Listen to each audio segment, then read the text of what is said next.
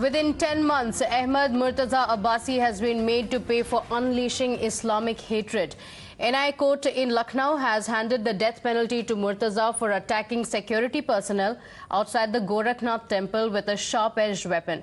But it didn't take long for Murtaza's death verdict to trigger politics over terror.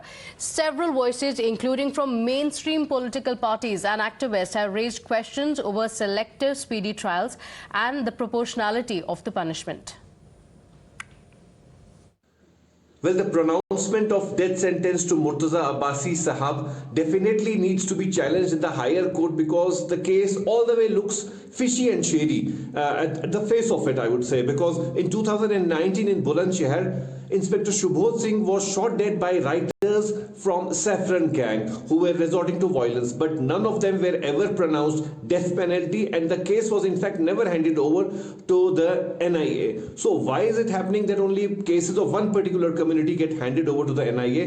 It needs to be questioned and challenged. अभी तक जो खबरें आती थी कि मुर्तज़ा दिमागी तौर पर ठीक नहीं है, उसके बाप ने कुछ अलहदा बयान दिया था, उसे बाद में आतंकवादी घोषित किया गया, लेकिन उसका जितना बड़ा गुनाह है, सज़ा ऐसा लगता है कि शायद उससे ज़्यादा बड़ी है, लेकिन इसके बावजूद अदालत का जो भी फैसला है उसका हम सम्मान करते हैं।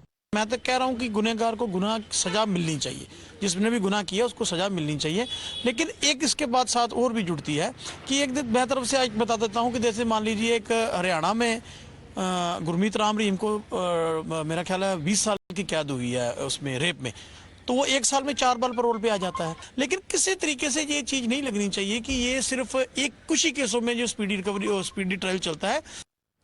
So, while politics plays out around the death sentence that has been awarded to Murtaza, with many also coming out to defend him, let's talk about why the court decided to award him the death sentence. This is what the confession of Murtaza has been so far and what led to the attack, because remember, when the attack had just taken place, many also said that he was mentally challenged. Now, he bought a sickle and also carried another bigger weapon with him. So this was a big attack that was taking place, and the motive, according to his confession, he said, my mind was trying to justify the attack. This is what he has confessed to the police officials.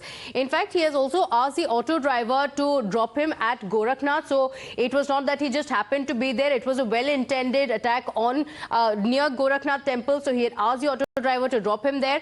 He also said that he thought about CAA NRC, which I felt was wrong. So it was a motivated attack based on the anger that he had over CAA NRC. In fact, he said, he thought that I will also get killed after the attack, and had in mind that Muslims were being tortured. So this was a motive that spurred him to carry on the attack. He thought that minorities were being tortured, and that's the reason why he wanted to carry out this attack. And now, of course, we'll also look at what led to the attack. Remember, when the attack took place, it came as a shock to the entire country. But at the same time, there were many who also came out and said that we need to look at the facts of the case before calling it a terror attack. So death sentence has been awarded to the convict in the case, Murtaza. He has been awarded death sentence now after a detailed probe. Now, details that have come in, remember, this was a special NI court. Politics, as we just played out some of the reactions as well, saying how come there was such a speedy trial in such a case. It's been just 10 months. So it is the NI court verdict that has given its verdict in the saying this is waging war against India, and that's the reason why he has been awarded death. My colleague Amir Haq joining us on the broadcast with the details. Amir, when the attack had taken place, the first reactions, the political reactions that had come in, with a lot of people saying that we need to look at the facts. We don't know, he is an IIT, and many had also spoken about that. Many saying that this was not a pre-planned attack.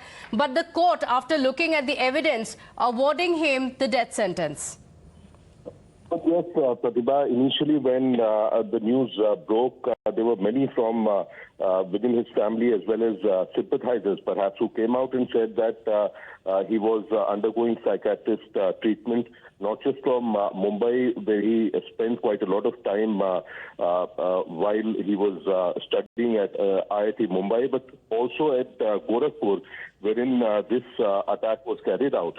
But police in its later investigation found out that he actually responded quite well to their queries, and also that there was nothing that could convince them that he was mentally unsound. And later on, when the investigation progressed further, there were a lot of shocking details that actually police encountered, including the kind of funds that he had transferred to various accounts in various countries in Europe as well as in the US. The manner in which he had been crisscrossing the entire country, meeting up with various people who had checkered background, and clearly later on the police found out that there were terror linkages quite clearly that established his links with ISIS handlers, as well as others who had been waging war against the nation. And then once all these evidences were compiled, that clearly led to the court awarding him the death sentence. So this clearly was a very murky design that he was a part of, and this was all established by way of evidences and the kind of electronic evidences that the police found out, in which there was terror literature, there were clear signs of him getting radicalized through various means. Okay, all right. Amir, thank you for joining us with those details. The charge against him being waging war against India, and the court has now awarded him death sentence. Slipping into a quick